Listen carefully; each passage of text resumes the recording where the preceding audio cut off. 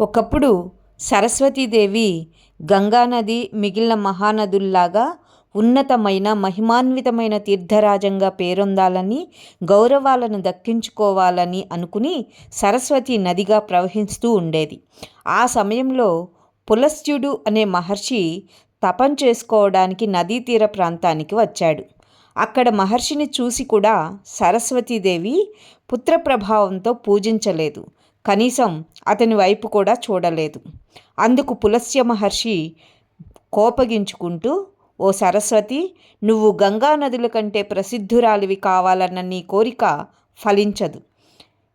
నీకు ఇతర నదులన్నింటిలాగా సాధారణ ధర్మం నీ యందు ఉన్నప్పటికీ శ్రీ మహావిష్ణువు పాదాల నుంచి ఉద్భవించిన పవిత్ర గంగకు మాత్రమే అన్ని నదుల్లో గొప్పగా పేరొస్తుంది అని శపించాడు.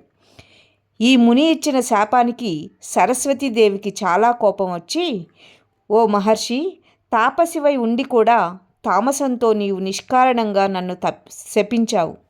అందుకే నీకు రాక్షస వంశంలో వర్ధిల్లు కాక అని శపించింది. అది విని వెంటనే పులస్త్యుడు తొందరపాటుతో కూడిన తన అవివేకానికి చింతిస్తూ తనను నిండుదయతో క్షమించమని, ఆమె ఇచ్చిన శాపాన్ని తగ్గించవలసిందని ప్రార్థించాడు. పశ్చాత్తాపంతో వినయంగా ప్రాధేయపడుతున్న పులస్త్యుని చూసి సరస్వతి క్షమాబుద్ధితో, మీ వంశంలో చివరివాడైన వాడు మహావిష్ణువుకి అత్యంత ప్రీతిపాత్రుడై భక్తుడై విభీషణుడు అనే పేరుతో చిరంజీవిగా వర్ధిల్లుతాడు అని వరం ఇచ్చింది. తరువాత సరస్వతీ నది నదులన్నింటిలో కూడా శ్రేష్టత్వాన్ని పొందాలని శ్రీ మహావిష్ణువుని గురించి తీవ్రంగా తపస్సు చేసింది.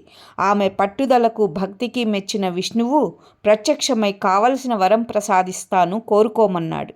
వెంటనే సరస్వతి పులస్త్య బ్రహ్మ ఇచ్చిన శాపం వల్ల దీనత్వాన్ని పొందిన తనకు తిరిగి నదీ శ్రేష్టత్వాన్ని ప్రసాదించవలసిందిగా ప్రార్థించింది. వెంటనే విష్ణు భగవానుడు పులస్త్య బ్రహ్మ ఇచ్చిన శాపం వల్ల నదీ రూపంలో నువ్వు స్థిరత్వాన్ని పొందలేకపోయినా పుష్కరిణి రూపంలో నీవు పరమోన్నతమైన స్థానాన్ని పొందటమే కాక అత్యంత పవిత్రమైన తీర్థాలుగా విరాజిల్లుతున్న నీకు వరమిస్తున్నాను అన్నాడు. నువ్వు వెంటనే ఇక్కడి నుంచి శేషాచల దివ్యక్షేత్రానికి వెళ్ళు. ఆ పుణ్యస్థలం మీద స్వామి పుష్కరిణి అనే పేరుతో పవిత్రమైన తీర్థంగా వెలసి ఉండు. నేను అక్కడికి వచ్చి నీకు దక్షిణ తీరంలో కొలువై ఉంటాను.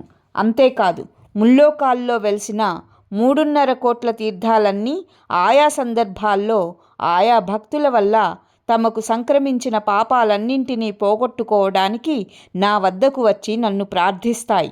ఆ సమయంలో వాటి పాప విముక్తికై ప్రతి సంవత్సరం మార్గశిర మాసంలో శుక్లపక్షంలోని ద్వాదశి నాడు సూర్యోదయ వేళలో స్వామి పుష్కరిణి అని పిలువబడే నీలో స్నానం చేయవలసిందిగా ఆ తీర్థాలన్నింటినీ ఆదేశిస్తాను.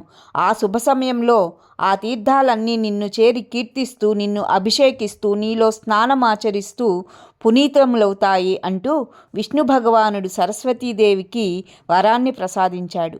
అలా వెలిసిన తీర్థరాజమే స్వామి పుష్కరిణిగా ప్రసిద్ధికెక్కింది.